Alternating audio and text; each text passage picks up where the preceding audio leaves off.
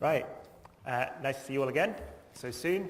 Yes, so as Rich said, I'm going to give you hopefully 20 minutes to cover quite a complex topic, but I'm going to not go too deep. It's going to be some complex graphics on the screen, but I'm not going to talk through each and every one, but it's to give you some hopefully conceptual awareness of the challenges involved in building your own SIEM. I'll cover what that is in a minute for those of you who don't know, and also some general lessons learned from these kind of projects and what you might do if you're implementing one, or if you're thinking of upgrading or uplifting that kind of platform within your organization. So kind of covered this, but my normal day-to-day is Splunk consultancy, whether that be delivering managed services for our customers or implementing replacement SIEM projects or implementing SIEMs for the first time within an organization. And so essentially my company ECS does that. It's one of our key pillars of our Center of Excellence, along with running security operations centers and a number of other very security-focused tasks. We're one of Splunk's key partners in the UK, and I just want to point that out really just to kind of give you a confidence that I kind of know what I'm talking about. So first and foremost, I'm going to refer to a SIEM as a SIM. That's a bit confrontational to some security experts, but hopefully this gets you all on the same page of what I'm talking about. I'm not the biggest fan of this definition. I've put it up there just because it is supposedly the industry standard, but I don't like the fact that it only really specifies network hardware and applications, because you should be able to leverage almost any data source within your organization or external organization for security use cases, whether that is badges as you get in the door, to aircon being turned on automatically in a room that should be empty, all the way through to, as we heard earlier, Twitter feeds that mention your company's name and sentiment analysis and so on. All of these data sources should ultimately be able to be correlated and questioned to try and understand risk and threat within your organization. So now we know that, and we know that a SIEM is essentially a collection of data that's useful for security, and it's the ability to query it, to ask it questions. If that's just a rule set and that's just a load of if this happens then alert, it's relatively simple conceptually, and you can just write logic rules. But actually what we need is quite a lot more advanced than that these days because of the disparity, because of all the different sources of data. These are a few use cases as defined by Splunk, who ultimately provide this as a piece of software, as a solution, a platform you implement, but they're kind of pretty generic when you look through them, and there are only 6 of what are many within the industry. I'm sure you could spot lots of additional ones as well. But this hopefully, just for those of you who are less familiar with security analytics and SIEM, the kind of things you can do with it. So SIEMs, from my research, far beyond my time, but was first started in 2005, coined by Gartner, and the first initial thing was just that rule engine. It was saying, if I have logs, and I'm able to write rules around alerting for when you see something, well then I've got a SIEM. And when you started to add in organizational awareness, you then have the next version, and these versions, by the way, again, these aren't official, these are just my own. I'd be happy to argue over some of them later on if anyone had any thoughts, but this is where I see it.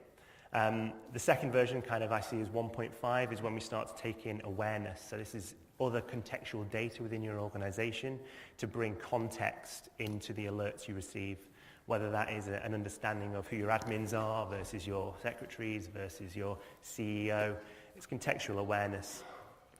Second, we've got this understanding of risk and bringing in threat data. I scored out intelligence because a pet hate of mine is people that call threat data threat intelligence. Threat intelligence is a carefully curated report that takes the state of threat in one vertical and goes, this is how it applies to your market or organization. Threat data is a list of IOCs, bad IPs, bad domains. You're going to see threat intelligence mentioned again, but I just thought I'd point that out.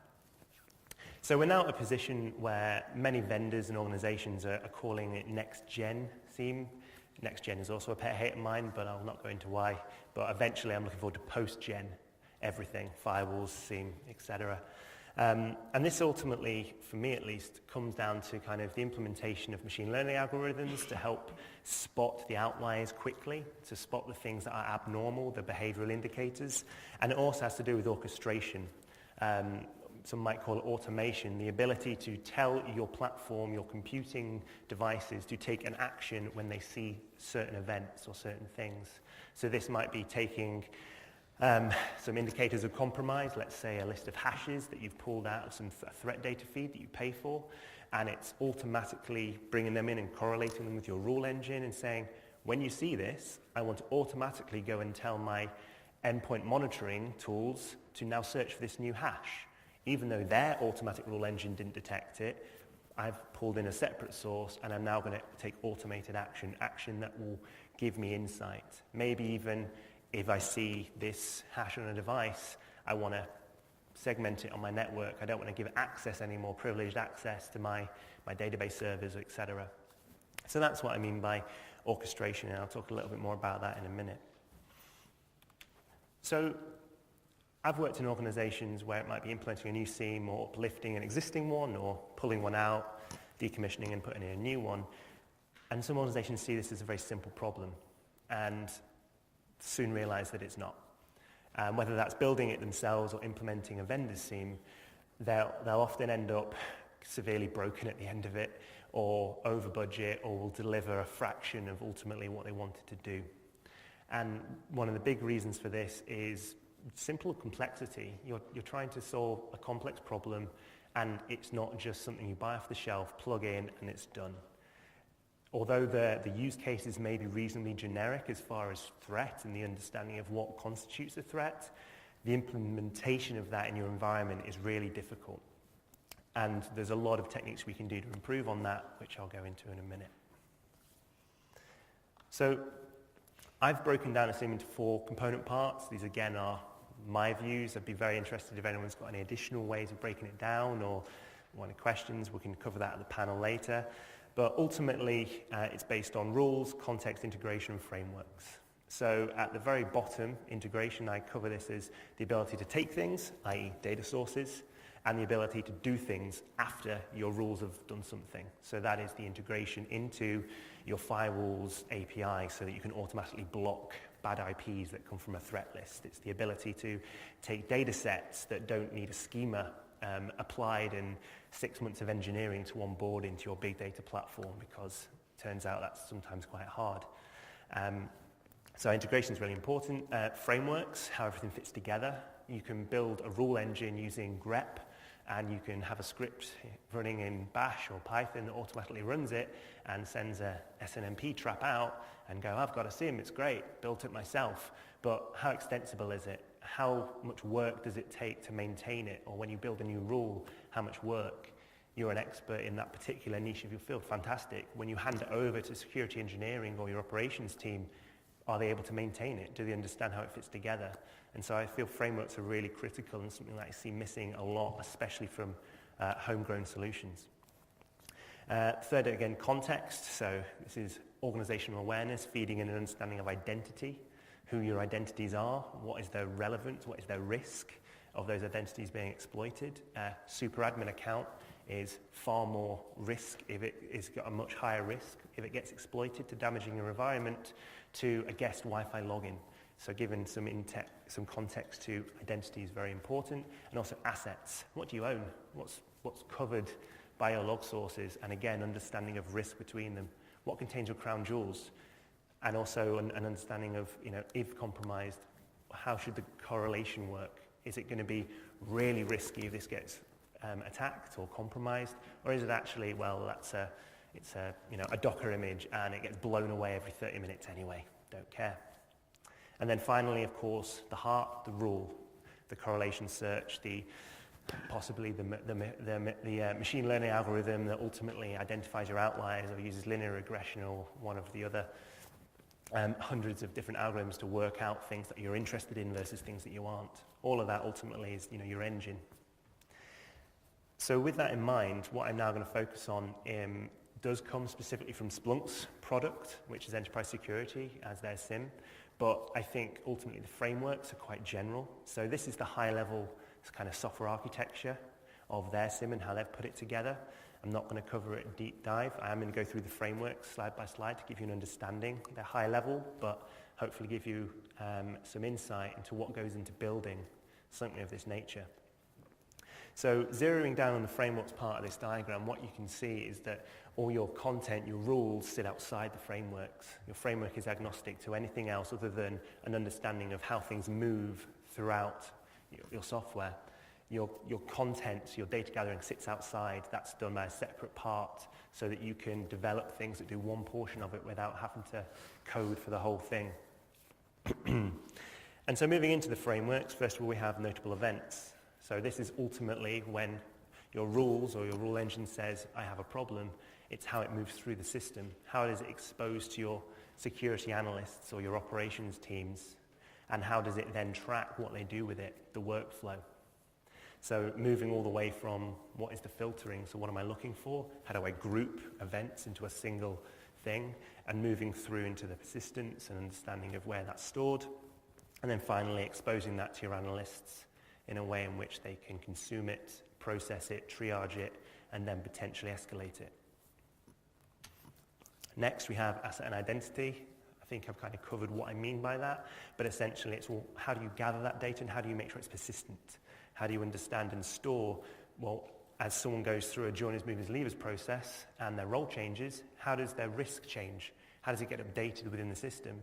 Because when I joined as an intern, my risk profile is very different to when I'm now a consultant, and I now have access to IP that's really, really important to my organization. Now, if the system's not tied into a way of updating and knowing that, what's going to be left is my risk profile looks very different. And if I do get compromised, or if I become a threat myself, intentionally or otherwise, the organization is blind to that risk. And so within the kind of software space and within the kind of SIEM, this is about how you need to tie that together, normalize, understand how it fits in to your wider organization. Second threat data framework is the gathering of threat data. We know that there are many standard formats, whether it be taxis, sticks, or otherwise, but it's going, well, if I'm going to ask this data questions, I have to put it into a way that I can normalize it down. Splunk uses the common information model, which is based on a normalization model of data, but ultimately it's just saying you need to do it. It's irrelevant the way Splunk does it. I'm just saying, unless you want to maintain a lot of different scripts for a very long time, try and have a way of normalizing it into a framework, into a model.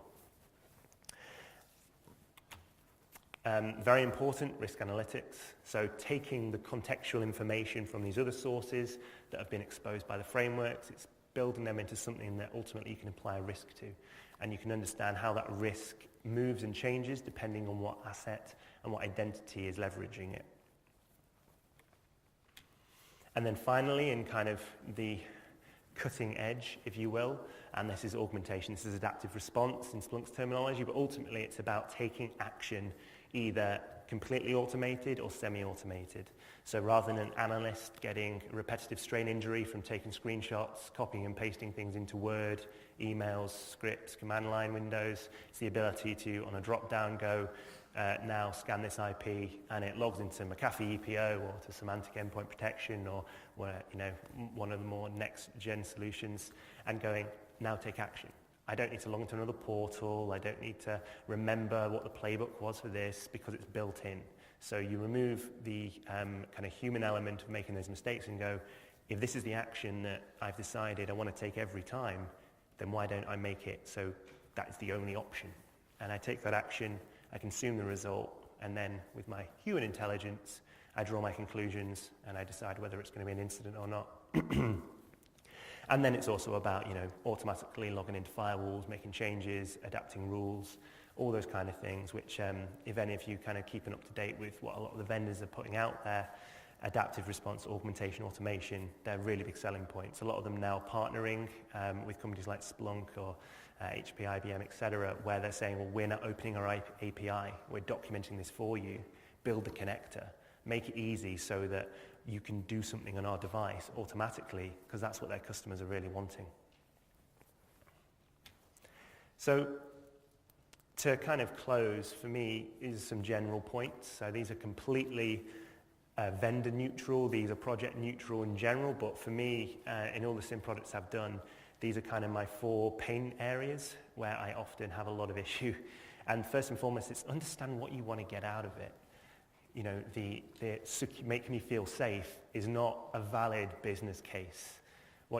So whether it's generated from an in-depth audit, pen test, taking 12 months to pull together a 2,000-page document, or whether it's simply a workshop with key business stakeholders saying, so this is your digital risk, or this is how you should be looking at risk within your organization. Let's translate that to some technical or at least some semi-technical wording to understand what we want to deliver. So I think that's really important.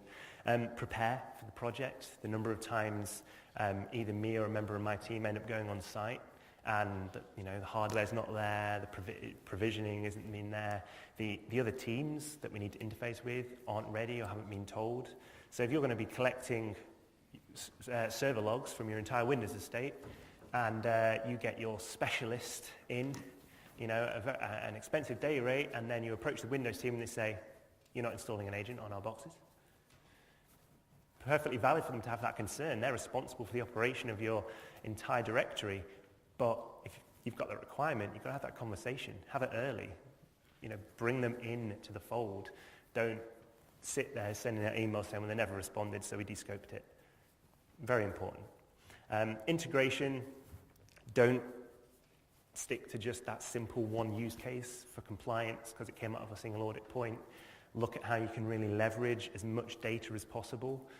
Make sure it's relevant, make sure you're actually going to use it, but ultimately, the more data you have that you can match to use cases that are going to, give you insight, the better. And then finally, embedding. And I don't really mean software embedding here. I'm talking about embedding into culture, into the security culture of your organization, of your engineering teams, and this is regarding, so there's a project that's going to be putting in some brand new firewalls. Awesome. Does the PM know that all projects that are putting in security appliances should have a point that says integration with SIEM? If it doesn't, what's going to happen is you say, all the files were refreshed. And your security operations team said, what? No, did you not get the email? No. Oh yeah, that's the reason you've not been getting any of your ASA logs for 6 months. I did not notice that. Oh, can we get an output from that? No, it's not in scope. Maybe phase 2, that never happens. And we all know that have worked in many organizations, these things happen, they happen regularly, but with a little bit more project governance and understanding of, well, how we're really trying to actually make it a security platform for the organization. It's really important.